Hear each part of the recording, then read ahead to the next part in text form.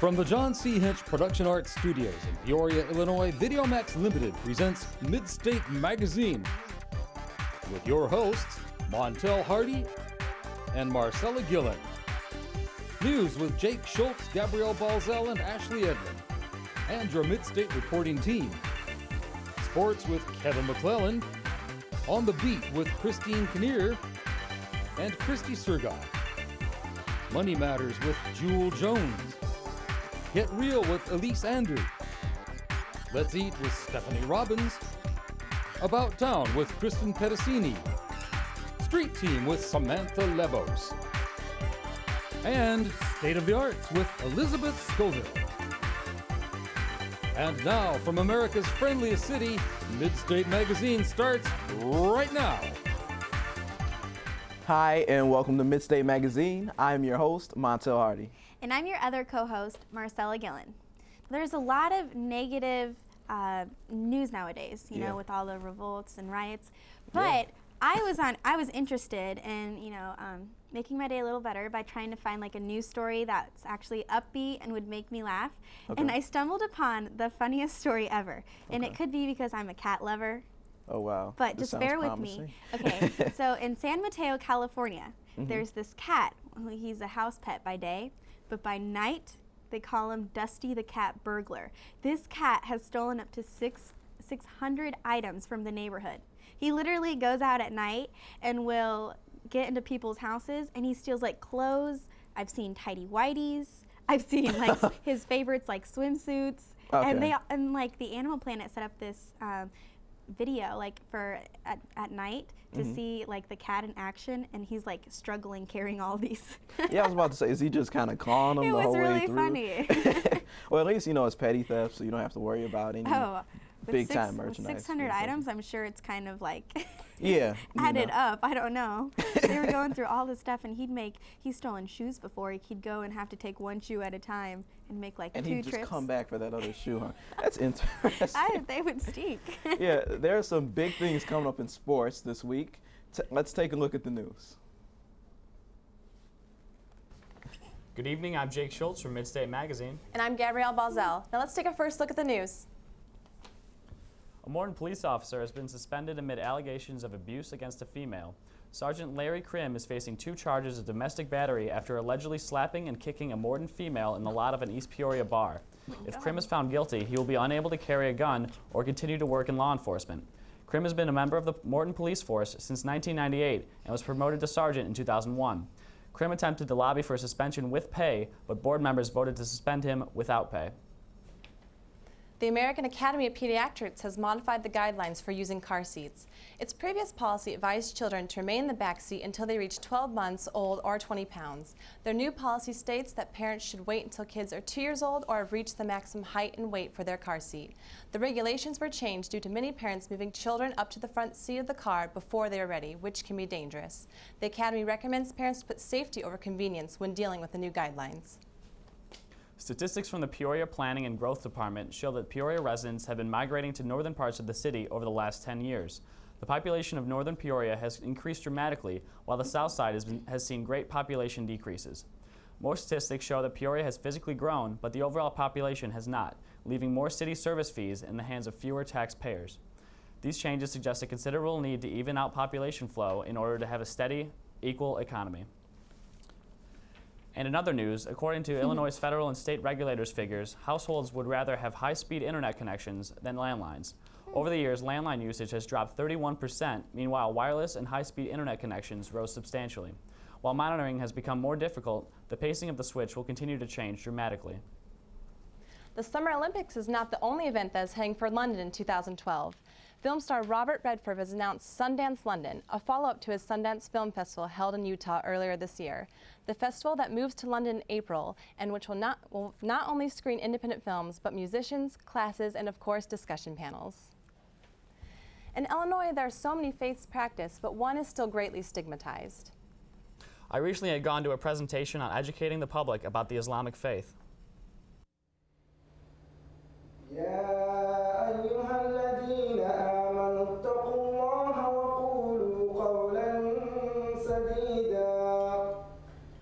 During the first week in March, it was Islamic Awareness Week at Bradley University, and the Bradley Muslim Student Association had Mufti Hussein Kamani lead a discussion on culture versus religion. I love talking about the principles of our religion, because I believe that if the principles are understood, everything else could be understood. If the principles and the fundamentals are missed out, everything else you're just scattering. You're chasing a shadow. The topic of culture versus religion focused on living in the Western world and still being able to be a practicing Muslim. Kamani is the imam or worship leader at the Islamic Center in Chicago. You know, there's just so many benefits of living in the West. There's so many benefits: educational benefits, monetary benefits, of the society, the culture, the justice. Everything's just beautiful. The president of the Bradley Muslim Student Association, Bilal Muhammad, talked about the goals of his organization.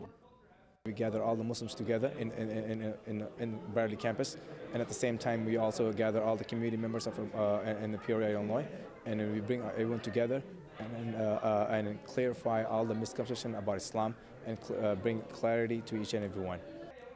The discussion was one of 5 that the organization hosted that week, and it was open to the public. For Midstate Magazine, I'm Jake Schultz. Now here's Kevin McClellan with sports. Shea Stadium will once again play host to a game in the Lamar Hunt U.S. Open Cup. Chicago Fire will host the defending Major League Soccer Cup champion Colorado Rapids in the second-round qualifying game on March 30th at 6:30 p.m. A limited number of $10 general admissions tickets are available to Bradley students, faculty, and staff. Otherwise, it's $20 for grandstand seating and $15 to sit on the grass berms. The Lamar Hunt U.S. Open Cup is regarded as U.S. Soccer's national championship and is open to all amateur and pro soccer teams affiliated with U.S. Soccer. Shea Stadium last hosted a game for the Cup back in 2008, where the Columbus Crew and the Chicago Fire drew a stadium record 3,829 fans. In case soccer isn't your sport of choice, longtime sports writer and new Bradley Communications professor Dave Kindred will present the Spring Robeson Lecture on March 30th at 8 p.m. in New Miller Lecture Hall. Kindred's 45-year career has taken him around the world to cover 7 Olympic Games, 39 Super Bowls, 40 World Series, 43 Kentucky Derbies, and 17 Muhammad Ali championship fights. His lecture, entitled A Sports Writer's Life, Heroes, Fools, and Other Dreamers, will draw from Kindred's experiences working for the Washington Post, the Louisville Courier-Journal, and the Sporting News, and of course his travels across the globe. The lecture is free and open to the public, and a reception will follow in the atrium of the Bob Michael Student Center. Now back to you, Gabrielle. In San Antonio, a Taco Bell customer started firing his BB gun after finding out that the prices of burritos went up. The man went to buy 7 burritos, and when he heard the total amount owed, he shot the employee. Police found the man barricading himself in a nearby motel room, leading into a 3-hour standoff. Finally, the man was arrested.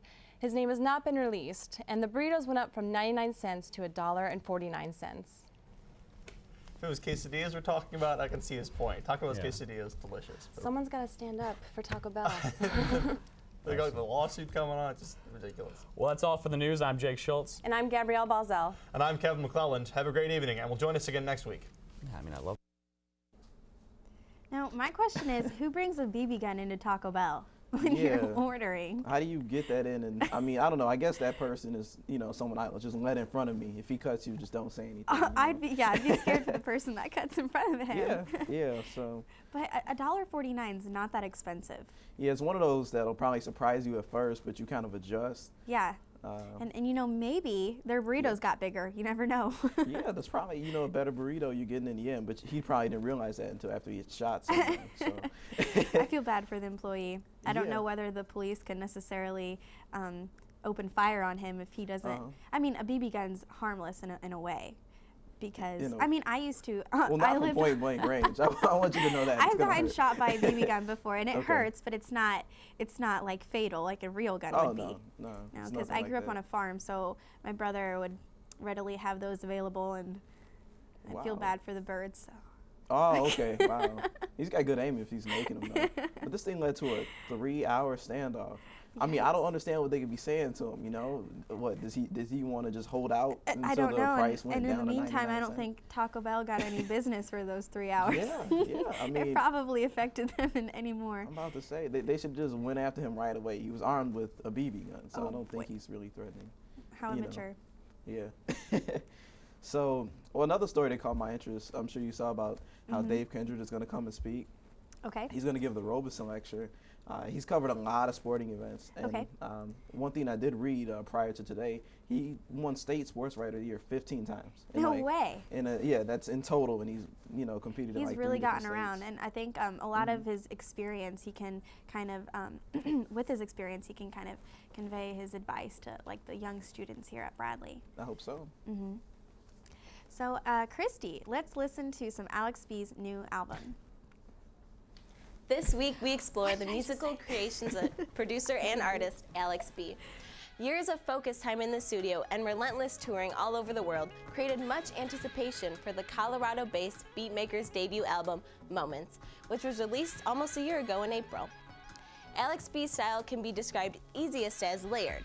His music incorporates varied sounds and samples, most notably electronica, instrumental hip-hop, down-tempo neo-soul, and rap.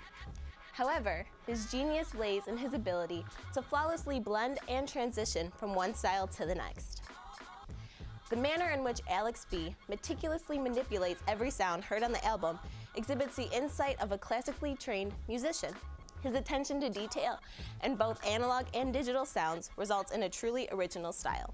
In theory, the vast and diverse styles of music used on Moments should sound chaotic and disjointed, but the reality instead sees a very complete sounding record. Since its release, Moments has been praised by fans as one of the best albums of the year. It might take a couple listens before the flip switches, but most open-minded listeners would at some point agree that this album is special. Moments is available for free download online at alexbeats.com. For On The Beat, I'm Christy Surgat. Alex B. Now, he's a particularly talented DJ because a lot of critics have just given him 2 thumbs up. He's been easily transitions in between music, and it's layered and whatnot. That's good. That's kind of what you want from a DJ, like someone that can go from song to song without too much, problems, and they can do all the little tricks that DJs. And I see like an increasingly popular trend towards like this kind of techno music with kids nowadays. So it's something that they can listen to, and it almost appeals to just about everyone because there's just so much diversity in music with the DJs play. So it's great.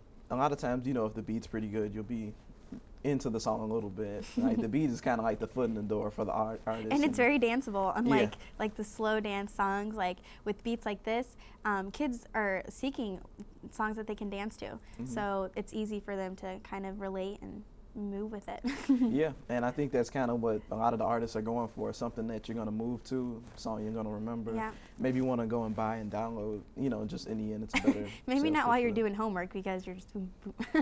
Yeah, not while you're trying to be constructive. Or doing your grocery shopping or something. I don't even know. You're going to get some funny looks if you're doing that, really. But then you look over and everyone else is listening to it.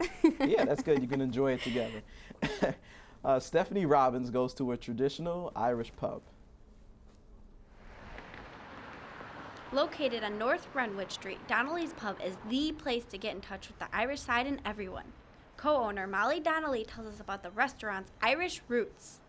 My father's family is from Ireland, his mother and his father.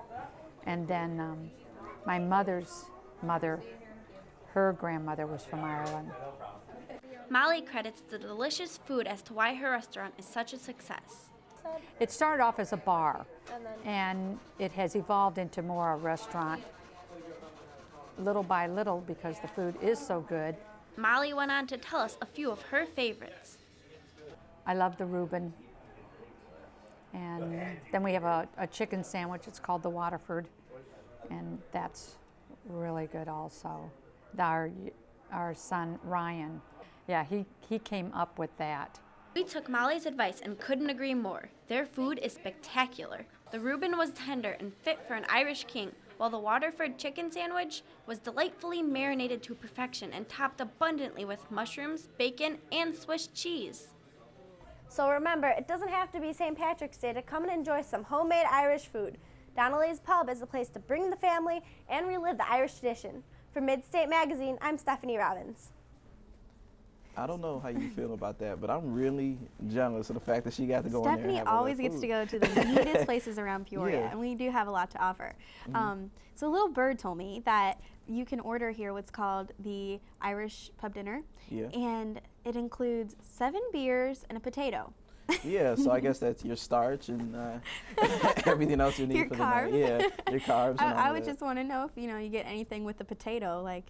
Well, I'm like, sure you get cheese the butter or whatever you sour ask for. I'm pretty cream. sure the potato's the only thing you're actually eating. I wonder so. if a lot of people order that, or if mainly just men order that, because. I'm gonna assume, man. Yeah. I'm sorry, but yeah, women. Assuming could I'm probably not come up 21 with yet, I wouldn't just go there yet. Yeah, yeah. You don't know. It doesn't have to be that way. You're right. Yeah, and I love to go eat at Irish pubs because, well, I go there because the one in my hometown is famous for their wings, and so you always get, like, if you're 21, a great beer with wings, and usually guys come in to watch the game, and it's usually always fast paced, but because a lot of people go there, but at the same time it's a little chill too.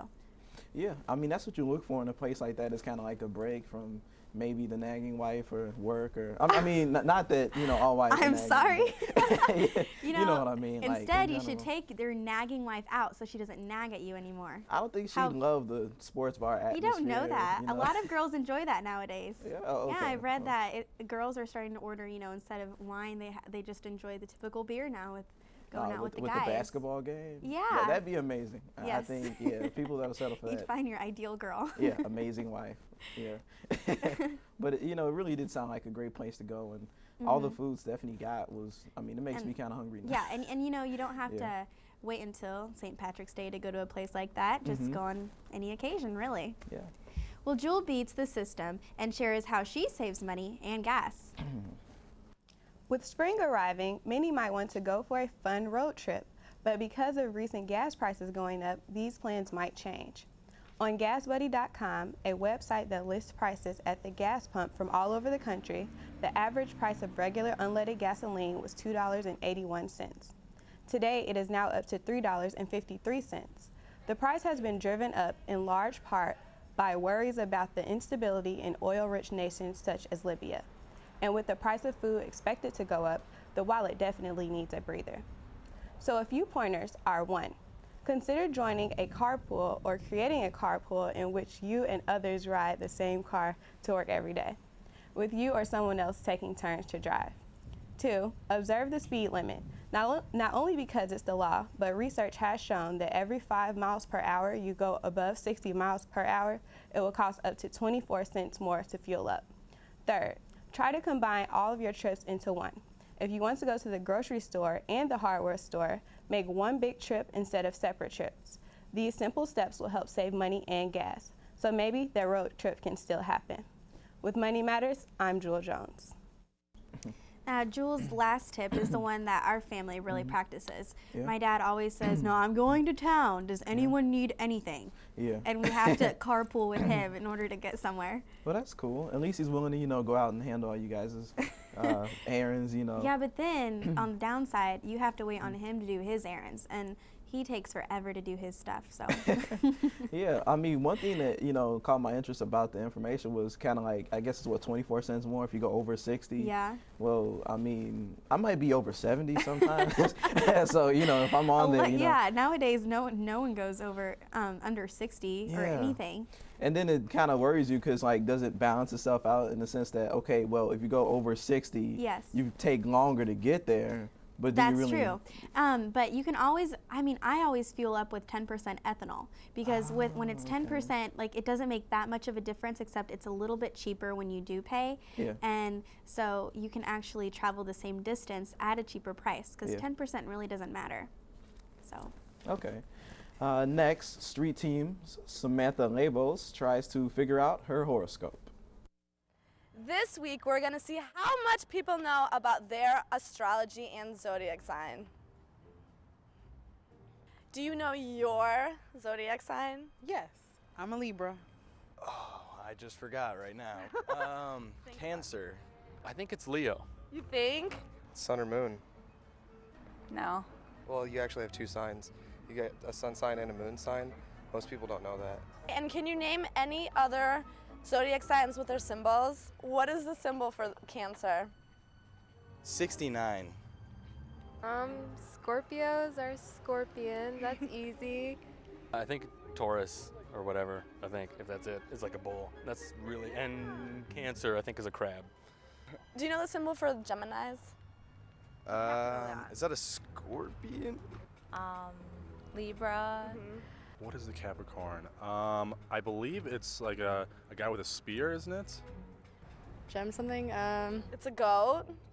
And have you heard about the 13th one? No. I think that whole thing's a hoax. Is it like some really foreign Well, word? can you pronounce that?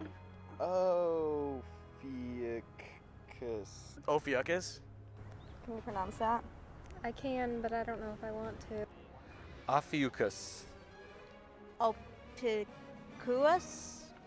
A few, I don't know. Ophiuchus. Ophiuchus? Ophiuchus. Ophiuchus, yes. Ophiuchus. Ophiuchus. Your sun sign kind of represents how you appear to people on the surface, and your moon sign kind of represents your subconscious. Okay. For Midstate Magazine, I'm Samantha Lebos. Thanks, Samantha. Okay, so just to clear that up, the zodiac sign for Cancer is indeed a crab. Yeah, it is. We're both Cancers. We established that. All right, yeah. I was a little surprised, but it makes sense. Yeah. I was actually born like on the last day that the Cancer sign ends. So I have what they call like influence of Leo. So I always read, when I'm reading my horoscope, like Cancer plus Leo. And so is that, are you what, July 6th? I was July 22nd. Oh, wow. And okay, Leo is July 20. Yeah. You are way off. Yeah, okay. You sure you a Cancer? No, I'm sure. I promise. June 29th, actually. Yeah. Yeah, so I always tend to read both of those and try to kind of somewhere in between is where I like. Okay, you try to just mediate between. Yeah. You're going to have a horrible day and you might be rich tomorrow. So, okay. No, okay, I remember reading that the moon changed, so it threw everything off. And I don't know whether, I don't even know if my Cancer is the same or not. Yeah, see, I was kind of following it and kind of learning, but I thought it was like if you were born after a certain date, then it took effect. Oh, it did? Okay. So I think if you're born like prior to like 93, you're okay. I'm pretty sure. Well, okay, that's good. Elizabeth has some very new and talented guests compete with tambourines and African drums. Let's see what's happening with this week's State of the Arts. Hello, welcome to State of the Arts. I'm your host, Elizabeth Scoville, and today we have the Dirty Gentlemen, an eclectic band that consists of an array of instruments from traditional guitar to cello to African drums. Joining us now is Michael Galletti. Welcome. Welcome. So, tell me a little bit about the origins of the Dirty Gentlemen. How'd you guys get together? Well, I'd always played music since I was a kid. I'd go down in the basement and pound on the piano and all that stuff, but I never really did anything with the songs I wrote. And a mutual friend introduced me to Chris Wanger, and we got together and it started sounding good, so we started bringing in more people. And that's great. That sounds really awesome. So what kind of music do you guys play? What type? How would you define it? It's acoustic driven. It's got kind of drums that keep it going with underpinnings of like a movie soundtrack. That's what we're going for, kind of a cinematic sound underneath of it. Oh, so would you say your music is more instrumental with less vocals, or do you try to do a healthy mix of both? But between the two, for sure. Cool. So where do you want to go with this music? What are your goals for the band, for all of you? I think we're just thinking small, you know, small aspirations, trying to perfect the little details as we go. I don't think we're thinking too big at the moment. Just keeping it small and keeping our options open. Cool. Do you have any gigs coming up or anything that'll help get those small aspirations fulfilled? We do. We got something going at the Peoria Independent Theater on May 10th. May 10th. Well, I'm glad you have plenty of time to prepare for that, so I hope that goes very well for you. Thank you. For the meantime, here at Midstate, what are you going to be performing for us tonight? There's a song called We Are the Dancing Skeletons. We Are the Dancing Skeletons. Sounds interesting. Well, whenever you're ready, go ahead and join your band and play your heart out.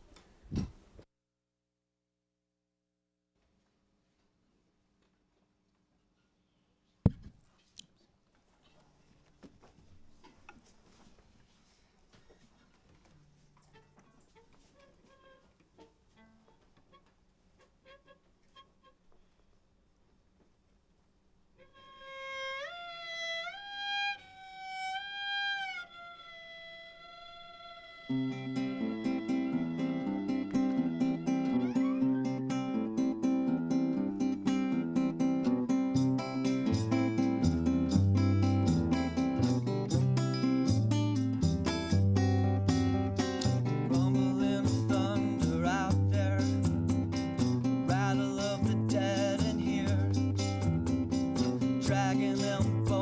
outside to savor our last beer. Synchronize all of our watches, synchronize the way we breathe. Everybody pull their knife out from its sheath, and we all sing.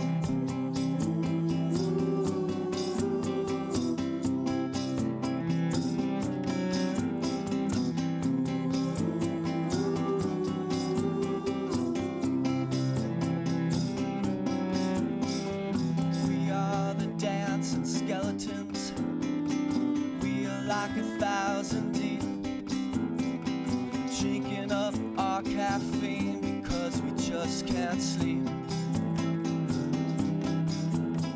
And everyone wants to run and hide. Oh, there's many a horror just waiting outside. To fear, there's demons and reasons to hide. Oh, we just keep the light on, we just keep the light on, don't cry. And we all sing.